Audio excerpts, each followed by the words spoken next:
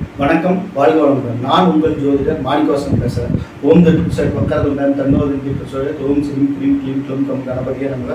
ஓம் cream ஆதித்யாய சோமாய மங்களாய புதேச குரு சுக்கர சனி பிச்சராக கேதவ நமக. ஓம் ஸ்ரீம் க்ளீம் பஞ்சபூத வசிவிசிய ஓம் அங்குரங்கு பஞ்சபூத வசிவிசிய ஓம் லங்குவங்கு பஞ்சபூத வசிவிசிய ஓம் ரங்குமங்கு பஞ்சபூத வசிவிசிய சுவாகா. 9 நவகிரகங்கள் 5 பஞ்சபூதத்தோடு அனைவரும் பரிபூர்ணமாக அனைத்து ஜோதி அன்பர்களுக்கும் ஆன்மீக பெரியோர்களுக்கும் கிடைக்க எம்பெருமான் முருகப்பெருமான மனதார பிரார்த்தனை பண்றோம். ஓம் சரவண பவாய நமக. முருகா. இன்னைக்கு நாம் பேசக்கூடிய தலைப்பு என்னன்னு பார்த்தோம்னா, ரிஷப லக்னத்திற்கு கேது பகவான் என்ற ஸ்தான பலன்கள் என்ன அப்படின்னு ஜென்ரலாக தான் பார்க்க போகிறோம். என்னுடைய வீடியோ நிறைய பேர் பார்த்துட்டு இருக்கீங்க, சப்ஸ்கிரைப் பண்ணாமல் பார்த்துட்டு இருக்கீங்க, சப்ஸ்கிரைப் பண்ணிட்டு பாருங்க. புதுசாக பார்க்குறவங்க சப்ஸ்கிரைப் பண்ணிட்டு பாருங்க, பெல் சிம்பிள் அமைப்பீங்க. பார்த்து முடிச்சுட்டு உங்கள் ஃப்ரெண்ட்ஸ்க்கெல்லாம் ஷேர் பண்ணுங்கள். அப்போ தான் நான் சொல்கிற நல்ல நல்ல விஷயங்கள் எல்லாம் உங்களுக்கு சேரும், நீங்களும் பயன்பெறுவீங்க, உங்கள் ஃப்ரெண்ட்ஸுகளும் பயன்பெறுவாங்க. ஓகேங்களா? அப்போ தான் யூடியூப் ப்ரொமோட் பண்ணும். ஓகேங்களா? முழுசாக பாருங்கள். வீடியோ பாதியில் பார்த்தா எதுவும் புரியாது.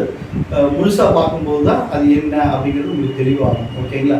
இப்போ பார்த்தோம்னா, ரிஷப லக்னத்து கேதுவை பற்றி நம்ம சொல்லணும் அப்படின்னா, கேது பகவான் மோட்சகாரகம், ஞானகாரகம். ஓகேங்களா? ஆசைகளை வேறு அறுப்பவன் கேது பகவான். கேது பகவானோட அதி தேவதை கணபதி. கணபதி மெயினாக வச்சுக்கலாம். ஓகேங்களா? கணபதி தான் பிரதானமாக அவரோட அதிதேவதை. ஓகேங்களா? அவரை வச்சுக்கலாம். அப்புறம் பார்த்தோம்னா சித்திரகுப்தர். ஓகேங்களா? கணக்கு வழக்கு எழுதுகிற சித்திரகுப்தர். அவருடைய கோயில்கள் காஞ்சிபுரத்தில் இருக்குது. திருவண்ணாமலை, எனக்கு தெரிஞ்சு திருவண்ணாமலை நவகிரக ஸ்தலத்துக்கு பக்கத்துலேயே இருக்குது. அங்கேயும் தரிசனம் பண்ணலாம். ஓகேங்களா? விநாயகர் எல்லாம் கண்கண்ட தெய்வம் விநாயகர் எல்லா இடத்துல இருக்க அவர் வழிபாடு செஞ்சுக்கலாம். கேது ஸ்தலங்கள், கேது பகவானுக்கு உண்டான பரிகார ஸ்தலங்கள் பார்த்தோம்னா கும்பகோணம் மாவட்டத்தில் கீழ்பெரும்பள்ளம் இருக்குது. அடுத்தது பார்த்தோம்னா கீழ்பெரும்பள்ளம், திருப்பாம்புரம், காலஸ்திரி, மன்னர் சாலா, கேரளா மாநிலத்தில் மன்னர் சாலா, பாம்பு மேற்காடு. அப்புறம் கர்நாடகா மாநிலத்தில் சுப்பிரமணியாங்கிற ஸ்தலத்தில் சர்ப்பசாந்தி வழிபாடு ரொம்ப விமர்சனமாக பண்ணுறாங்க, அங்கே பண்ணலாம். ஓகேங்களா? இன்னும் நிறைய ஸ்தலங்கள் இருக்குது, நம்ம எனக்கு தெரியாமல் கூட நிறையா இருக்கலாம். அவங்கவுங்க ஏரியாவில் இருக்கக்கூடிய, அவங்கவுங்க மாவட்டத்தில் அவங்கவுங்க இடத்துல இருக்கக்கூடிய சர்ப்பசாந்தி வழிபாடுகளை நம்ம வச்சுக்கிறது அற்புதமான பலாபலங்களை தரும். ஓகேங்களா? இப்போ பார்த்தோம்னா கேது பகவான் ரிஷப லக்னத்தில் அமரும் போது, லக்ன சுக்கரனோட வீட்டில் அமரும் போதே சுக்கரன் ஆசைகளை அதிகமாக கொடுத்து எந்த வழியில நல்ல லக்ஸரியான வாழ்க்கை வாழணும், ஆடம்பரமான வாழ்க்கை வாழணும், செலவுகள் கட்டுக்கடங்காமல் செய்யக்கூடிய ஒரு கிரகம் தான் சுக்கிர பகவான். அதுக்கு நேர் ஆப்போசிட்டு நம்ம கேது பகவான். ஓகேங்களா? கேது பகவான் பார்த்தோம்னா ஆசை, நம்ம எந்த அளவுக்கு நம்ம ஆசைகள் படுறோமோ அதெல்லாம் நடக்க விடாமல் செஞ்சுருவார். ஆசைகளை வேறெடுக்கும் கிரகம். நம்ம ஆசைப்படுறது எதுவுமே நடக்காது, எதுவுமே நடக்காது. ஆனால் சுக்கரன் நம்ம ஆசைப்படுறதையெல்லாம் செஞ்சு வைப்பார். நல்லா புசுல சுக்கரன் இருந்துட்டாருன்னா. ஆனால் அதுக்கு நேர்மாறு கேது. ஓகேங்களா? நேர் எதிராக இருக்கக்கூடிய கிரகம் தான் கேது. அவர் வீட்டில் இருக்கும்போது நம்மளுக்கு என்ன ஆகும்? எல்லாமே கெடுத்துடும். சுக்கரன்னாவே கெடுக்கக்கூடிய கிரகம் தான். வேற கெடுத்துருவார். அவமானம், அசிங்கம், தவறான ஸ்நேகங்களை ஏற்படுத்தி அதன் மூலமாக அவப்பெயரை ஏற்படுத்தி தருவது, திருமணம் ஆனவங்களாக இருந்தால் அந்த மாதிரி தொடர்புகளை ஏற்படுத்தி கஷ்டப்படுத்துறது. ஓகேங்களா? அது போய் அனுபவிக்க முடியாது. ஆசைப்படுறது அது மூலமாக பேரை கெடுத்துக்குவாங்க. அதுதான் கேதுவோட வேலையே. எதுவுமே ஆசைப்பட்டு நம்ம எதை செஞ்சாலும் அது கிடைக்க விடாமல் செஞ்சு அது மூலமாக விமர்சனங்களுக்கு ஆளாகி அசிங்கப்பட வைக்கிறதா கேதுவோட வேலை. ஓகேங்களா? இதை நல்லா புரிஞ்சுக்கணும். ஓகேங்களா? கேது அந்த தப்பை செய்யவும் விட மாட்டாரு. ஓகேங்களா? என்ன ஆசைப்படுறோமோ அது நம்மளுக்கு கிடைக்காது. அதன் பேரில் போய் பேரை கெடுத்துட்டு விமர்சனத்துக்கு ஆளாகி அவமானம், அசிங்கங்களை சந்திக்கப்பட வைக்கக்கூடிய ஒரு கிரகம் தான் கேது பகவான். ஓகேங்களா? அதனால ஆசைகளே இல்லாமல் நம்ம வாழ்ந்தோம்னா எதுவுமே வேண்டாம், தேவையே இல்லை, விட்டுறலாம், நம்மளுக்கு தேவையே இல்லை, நம்ம தகுதிக்கு மேலே இருக்குது, நம்ம அதை நினைக்கக்கூடாது அப்படின்னு எப்போ நம்ம உணர்றோமோ அப்போ நம்மளுக்கு எல்லாமே கிடைச்சிடும். ஓகேங்களா? நீங்கள் ஆசைப்படுறது எதுவுமே கிடைக்காது. ஓகேங்களா? அதுவும் போக்கு அது என்ன நடக்கட்டுமோ நடக்கிறது விட்டுறலாம் அப்படின்னு தைரியத்தோடு நீங்கள் இருந்தீங்கன்னா எல்லாமே நல்லதாக இருக்குது. அந்த தைரியத்தை வர வைக்கணும். அதுதான் கேதுவோட வேலை. ஓகேங்களா? அப்போ ஜென்ம கேதுவாக இருக்கிறவர் அடக்கலை தருவார், பிரச்சனை தருவார், போராட்டங்களை தருவார், இதெல்லாம் செஞ்சுருவார். அடுத்தது 2ஆம் இடம் குடும்பஸ்தானம், வாக்கு, குடும்பம் கெடுத்துருவார்.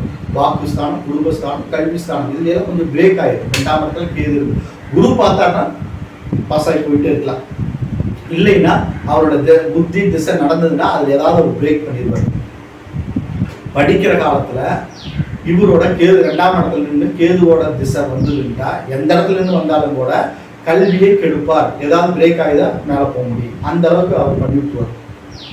குரு பார்த்தாருன்னா கண்டினியூ பண்ணலாம், அப்படியே இல்லை அப்படின்னா அதோட பிரேக் ஆகி அப்படியே ஸ்டாப் ஆகிடும், வேற ஏதாவது வேலைகளை செய்ய வச்சுடுவார். ஓகேங்களா. அடுத்தது 3ஆம் இடம் தைரிய விதிய வெற்றி ஸ்தானம். 3ஆம் இடம் வந்து பார்த்தோம்னா சந்திரனோட வீடு. இங்கே நிற்கும் போது சந்திரனோட சூரியனோட வீடாக இருந்து அது கெட்ட ஸ்தானமாக கெட்ட கிரகமாக ஏறி அவர் அங்கே நின்னாலும் கூட கொஞ்சம் பிரச்சனைகள் ஏற்படும். ஏன்னா சூரியன் சந்திரன் வந்து பகை.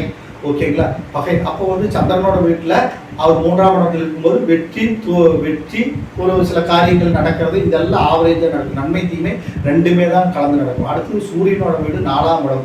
4ஆம் இடம் அப்படிங்கிறது பார்த்தோம்னா சுகஸ்தானம், வீடு வாசல் சொத்து சுகம் வண்டி வாகனம் உண்டான ஸ்தானம். இது எல்லாத்தையுமே கெடுக்கும்.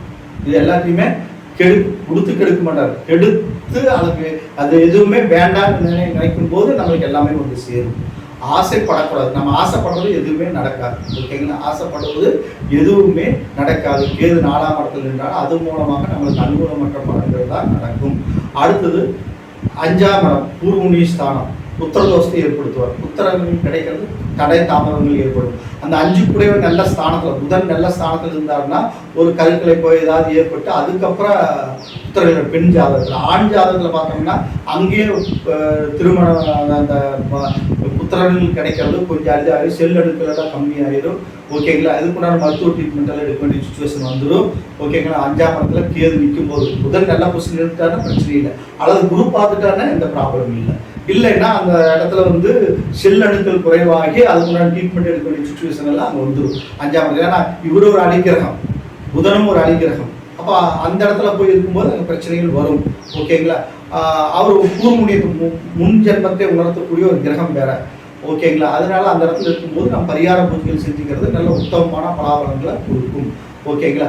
அடுத்தது 6ஆம் இடம் புனர்வன சத்துரு ஸ்தானம் வெற்றி ஸ்தானங்கிற இடத்துல நிற்கும்போது சகல காரியங்களும் வெற்றி அடையும். ஒன்றும் ப்ராப்ளம் இல்லை. சரிங்களா. நன்மைகள் அதிகமாக நடக்கும். 6ஆம் இடத்துல கேது இருக்கிறது நன்மை தான், ஒன்றும் தீமையெல்லாம் இது கிடையாது.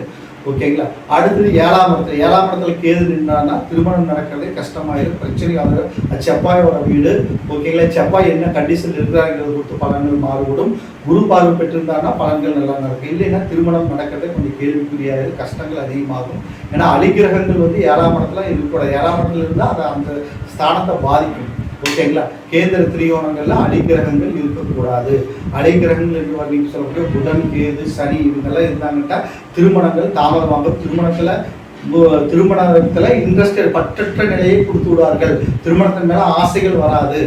அவங்க பற்றற்ற நிலையை ஏற்படுத்துவதுதான் இந்த கிரகங்களோட வேலை. அடுத்தது 8ஆம் இடம் அஷ்டம் ஸ்தானம். அங்கே குருவோட வீடு. 8ல் கேது இருக்கிறது மாங்கலி தோஷத்தை தருவார். அதுக்கு சர்வசாதி வழிபாடுகள் செஞ்சுக்கணும். மாங்கலியத்தை கெடுப்பார். பிரச்சனைகள் ஏற்படும், சண்டை சச்சரவுகள் அதிகமாக ஏற்படும், கணவன் மனைவிக்குள்ள மிஸ் அண்டர்ஸ்டாண்டிங் ஏற்படும். பிரச்சனை 7, 8ல் கேது நின்னாலே கணவன் மனைவிக்குள்ள மிஸ் அண்டர்ஸ்டாண்டிங், திருமணமே ஏற்பட்டாலும் கூட மிஸ் அண்டர்ஸ்டாண்டிங் ஏற்பட்டு பிரச்சனை பிரிவினை ஏற்படும், டைவர்ஸ் வரல கூட போயிடும். ஓகேங்களா. இது மாதிரிலாம் நடக்கும். ஏன்னா மேக்சிமம் இந்த அலிகிரகங்கள் 7, 8 இருக்கும்போது கர்ப்பப்பை பிரச்சனை 5, 7, 8 இந்த ஸ்தலத்தில் இருக்கும்போது புத்திரப்பேர் இல்லை, அல்லது தாம்பத்தியம் நல்லா இல்லை, தாம்பத்தியத்தில் சரியா இல்லைன்னு சொல்லி டைவர்ஸ் நிறைய ஏற்பட்டு. நீங்கள் அதை வந்து நீங்களே பார்க்கலாம். நிறையா ஜாதகம் பார்க்குறோம், ஜோசியர்கள் பார்த்துட்டு இருந்தீங்கன்னா உங்களுக்கே தெரியும். ஓகேங்களா. ஏன்னா அலிகிரகங்கள் வந்து 7, 8, 5 இந்த இடங்கள்ல சம்மந்தப்படக்கூடாது. சம்மந்தப்பட்டால் அந்த அடித்தன்மை கொஞ்சம் வந்துடும். ஏதாவது ஒரு அணுக்கள் குறைவு ஏற்பட்டுரும், கர்ப்பப்பையில் பிரச்சனைகள் ஏற்பட்டுரும். அதில் திருமண வாழ்க்கையில் அதாவது தாம்பத்தியத்தில் இன்ட்ரெஸ்ட் இருக்காது. தாம்பத்தியத்தில் இன்ட்ரெஸ்ட் இருந்தால் தானே அந்த நம்ம பார்க்குற யோனி பொருத்தமெல்லாம் பார்க்கும்போது உத்தரஸ்தானம் யோனி பொருத்தம் 2 பார்க்கும்போது அது 2 நல்லா இருக்கா இருந்தால் தானே அவங்க வந்து இல்வாழ்க்கை நல்லா இருக்கு. எது இருக்கோ இல்லையோ தாம்பத்தியம் நல்லா இருக்கணும், உத்தரஸ்தானம் நல்லா இருக்கணும். 2 இருந்தால் தானே வாழ்க்கையில் சுமூகமான வாழ்க்கை போகும். இந்த 2மே இல்லைன்னா அந்த எங்கே திருமணம் நடக்கிறது ரொம்ப கஷ்டமாக இல்லை. அது மெயினாக இருக்கும். அதை கெடுக்கிறது வந்து கேது சனி புதன் 7ஆம் இடத்துக்கு சம்மந்தப்படும் போது அதை நீங்கள் வந்து ஆராய்ச்சி பண்ணி கூட பார்க்கலாம். ஓகேங்களா. அடுத்து 9ஆம் இடம் பாகிஸ்தானத்தில் கேது நிற்கும் போது அது என்ன ஆகுதுன்னா 5ஆம் இடம் 7ஆம் இடம் இதெல்லாம் வந்து காதல் உணர்வுகளை தூண்டக்கூடிய இடம், லக்னம். இந்த இடங்கள்ல இருக்கும்போது அவமானம், அசிங்கம், செய்யாத குற்றத்துக்கு தவறு ஏற்படுறது, ஆசைகள் அதிகமாகி ஏதோ ஒருத்தர் மேலே எதிர்பாலினத்தர் மேலே ஆசைகள் அதிகமாகி அதை அனுபவிக்க முடியாமல் பேரை கெடுக்க வைக்கிறதா இந்த ஸ்தானங்கள் லக்னம், 5ஆம் இடம், 9ஆம் இடம், இந்த ஸ்தானங்கள் அதை மைண்டில் நல்லா வச்சுக்கணும். ஓகேங்களா? அதனால் அந்த இடத்துல இருக்கும்போது கூட குருமி பாக்கி ஸ்தானத்தில் இருக்கும்போது நம்ம வழிபாடுகள் மூலமாக நம்ம மனசை வந்து தியானம், மெடிடேஷன், வழிபாடுகள் மூலமாக தியானம், இதன் மூலமாக நம்ம மனதை வந்து கொண்டு போகணுமே தவிர ஆசையின் பேரில் நம்ம கொண்டு போகணும்னா நம்மளுக்கு பிரச்சனைகள், சண்டை சச்சரவுகள் தான் அதிகம் ஏற்படும். பேரை கெடுத்து அவமானப்பட வேண்டிய சுச்சுவேஷன் வரும். ஓகேங்களா? அடுத்தது வந்து 10ஆம் இடத்துல ஒரு பாவியாவது இருக்கணும் அப்படிங்கிற அமைப்பின்படி 10ஆம் இடத்துல கேது இருக்கலாம், ஒன்றும் பிரச்சனை இல்லை. ஆனால் அங்கே என்ன பண்ணுவார்னா தொழிலை கெடுப்பார். தொழில்னா ஒன்றுக்கு மேற்பட்ட தொழில்கள் கொடுத்து அதை கெடுத்து அப்புறம் கடைசியாக ஏதோ ஒரு தொழில் நம்மளுக்கு செஞ்சால் போதும், ஏதோ ஒன்று பிஸ்னஸ்ன்னு ஒன்று இருந்தால் போதும், ஏதோ ஒரு வேலைன்னா இருந்தால் போதும் அப்படிங்கிற நிலை கொடுத்துருவார். அங்கே என்ன பண்ணுவாங்க, நம்ம ஆசை அதிகமாக வந்து நம்ம இந்த வேலையை விட்டுட்டு இன்னொரு வேலைக்கு போனால் அதிக சம்பளம் கிடைக்குது, அங்கே போய் அந்த வேலையை கெட்டு அப்புறம் இன்னொரு வேலை இப்படியே மாறி மாறி நிறைய வேலைகளை கொடுப்பார் கேது. எல்லா வேலையிலையும் கெடுப்பார் கேது. ஓகேங்களா? இதை பார்த்து கேது 10ல் இருந்துச்சுன்னா ஒரு வேலை அவங்க செய்ய மாட்டாங்க. சந்திரன் பிரகாரம் 10ல் இருந்தாலும் சரி, லக்ன பிரகாரம் 10ல் இருந்தாலும் சரி, அவர்கள் கேட்டால் நான் நிறைய வேலைகள் செஞ்சுட்டேன். பின்னாடி ஃபியூச்சர் ஒரு 40 வயசுல இருக்கிறவங்க கேட்டிங்கன்னா அவங்க சொல்லுவாங்க, கேது திசையே வந்திருக்காதானா அவங்க சொல்லுவாங்க, நான் நிறைய வேலை பார்த்துருக்குறீங்க, பாத்திர கடையில் வேலை செஞ்சுருக்கிறேன், அப்புறம் 2வது துணி வியாபாரம் பண்ணியிருக்கிறேன், ஒர்க் ஷாப்பில் வேலை செஞ்சுருக்கிறேன், எல்லா வேலையிலையும் பார்த்துருக்குறேங்க அப்படிம்பாங்க. கேது 10ஆம் இடத்துக்கு சம்மந்தப்பட்டாலோ 10 குடையனோட நட்சத்திரத்துக்கு 10ஆம் இடத்துல இருக்கக்கூடிய நட்சத்திரங்கள் ஏதாவது ஒன்று அந்த ஏறி இருந்தாலோ இந்த மாதிரி பிரச்சனைகள்லாம் வரும். ஓகேங்களா? அதனால உத்தியோகங்கள் நிறைய உத்தியோகங்கள் பார்த்ததுக்கு அப்புறம் தான் போதும், நம்மளுக்கு ஏதாவது ஒரு உத்தியோகம் இருந்தால் போதும் எந்த நிலைக்கு நீங்கள் வர்றீங்களோ, ஆசைகள் படாமல் எந்த நிலைக்கு அப்போ தொழில் அமைச்சு. ஓகேங்களா? இதுதான் சிம்பிள் லாஜிக். கேது இருக்காரு, கேது நம்மளுக்கு இப்படி பண்ணுறாருன்னு தெரிஞ்சோன்னா நீங்கள் என்ன பண்ணணும், பற்றற்ற நிலைக்கும் நீங்கள் போயிடணும். தேவையே இல்லை. நம்மளுக்கு ஏதோ ஒரு நம்ம ஜீவனம் நடத்துறதுக்கு ஏதாவது ஒரு உத்தியோகம் இருந்த போது, ஏதாவது ஒரு வருமானம் வந்தால் போது நிலைக்கு வரும்போது உயர்வை கொடுப்பார். இதுதான் கேதுவோட வேலை. ஓகேங்களா? அடுத்து 11ஆம் இடம் லாபஸ்தானம். இந்த இடத்துல இருக்கும்போது லாபங்கள் இருக்கும். பொதுவாகவே 11ஆம் இடத்துல எந்த கிரகங்கள் இருந்தாலும் நன்மையே அப்படிங்கிற இடத்துல இருக்கும்போது நல்ல ஒரு முன்னேற்றங்களை அவர் கொடுப்பார், ஒன்றும் பிரச்சனை இல்லை. 12ஆம் இடம் செவ்வாயோட வீடு. ஓகேங்களா? இந்த இடத்துல இருக்கும்போது அதான் முத்திஸ்தானம்னு நம்ம சொல்கிறோம் இல்லையா, 12ஆம் இடம். இந்த இடத்துல இருக்கும்போது தெய்வ நிலையை நோக்கி, முக்கிய நோக்கி தெய்வ சிந்தனைகளை அதிகமாக நம்ம வளர்த்திக்கணும். ஓகேங்களா? ஆசைகளை வேறு இருப்பார், குடும்பத்தில் வறுமையை கொடுப்பார். ஓகேங்களா? வறுமைகள் அதிகமாக இருக்கும். ஓகேங்களா? 12ஆம் அது குரு பார்த்துருந்தாலும் நன்மைகள் நடக்கிறதுக்கு அதிக வாய்ப்பு. ஓகேங்களா? இப்போ பார்த்தோம்னா ரிஷப லக்னத்திற்கு கேது பகவான் நின்ற 12 ஸ்தானங்களில் நின்ற பொது பலனை நம்ம பார்த்தோம். ஓகேங்களா? இது வந்து சேரும் கிரகத்தை பொறுத்து பலன்கள் மாறுபடும். அதே மாதிரி நின்ற நட்சத்திராதிபதி என்ன கண்டிஷன் இருக்கிறாருங்கிறத பார்த்த பலன்கள் மாறுபடும். நின்ற ஸ்தானாதிபதி என்ன பொசிஷன் இருக்காருங்கிறத பொறுத்து பலன்கள் மாறுபடும். ஓகேங்களா?